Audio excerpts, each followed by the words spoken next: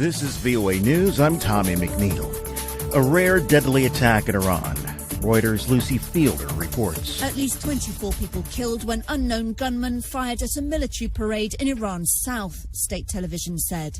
They aimed to stand where Iranian officials were watching an annual event to mark the start of Iran's 1980-88 war with Iraq. Parades were taking place across the country. Iran's President Hassan Rouhani addressed this one in the capital, Tehran.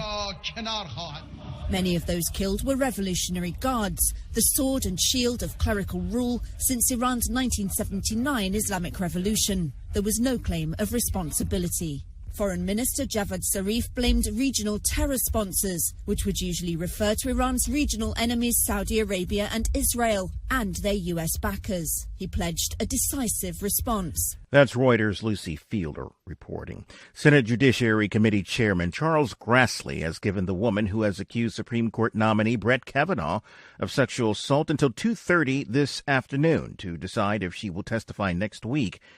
The newspaper reported that Grassley sent an email to Christine Blasey Ford's lawyers that said that the Senate panel absolutely must hear by 2:30 p.m. about Ford's decision.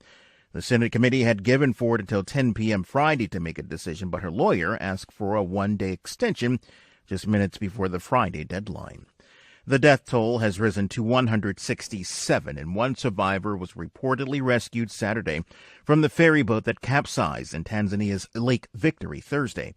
Officials there continued their search inside the overturned vessel for a third day Saturday as an investigation into the mishap got underway.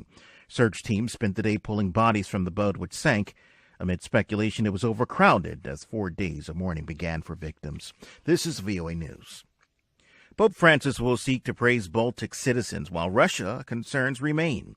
AP correspondent Charles de Ledesma. Lithuania, Latvia and Estonia, each with ethnic Russian minorities, are also in lockstep in sounding alarms about Moscow's military maneuvers in the Baltic Sea area following Russia's 2014 annexation of Ukraine's Crimean Peninsula and its support of separatists in eastern Ukraine. The Vatican, however, has been loath to openly criticise Moscow or its powerful Orthodox Church. While seeking to avoid offence, Francis will likely praise the sacrifices of those who fought for independence a century ago during Russia's revolution and suffered again during Soviet rule. I'm Charles de Ledesma. Brazilian police have arrested a Lebanese man whom the United States suspects is one of the major financial backers of Hezbollah, the Lebanese militant group.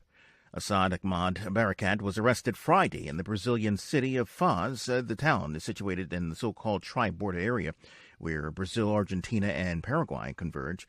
The area has long been known as a haven for smugglers, traffickers, and counterfeiters. U.S. Deputy Attorney General Rod Rosenstein has commented on allegations reported in the New York Times that he suggested President Trump be secretly recorded or removed from office. AP's Eric Tucker. Deputy Attorney General Rod Rosenstein has denied that this took place. He has said it's untrue and inaccurate, and he's referred to anonymous sources who have their own agenda. But I should also note the Justice Department did issue a statement from somebody who was in the room saying, I do remember the remark. It did happen, but it was obviously meant in a sarcastic way. And the comments came in response to a story published in the Times saying Rosenstein made the suggestions in the spring of 2017 during upheaval over the firing of FBI Director James Comey. China has canceled trade talks with the United States. This is following Washington's imposition of new tariffs on Chinese goods. The Wall Street Journal reports that China had planned to send the Vice Premier Liu to Washington next week for the talks, but has now canceled his trip along with that of a mid-level delegation that was to precede him. Earlier Friday, a senior White House official said the U.S. was optimistic about finding a way forward in trade talks with China.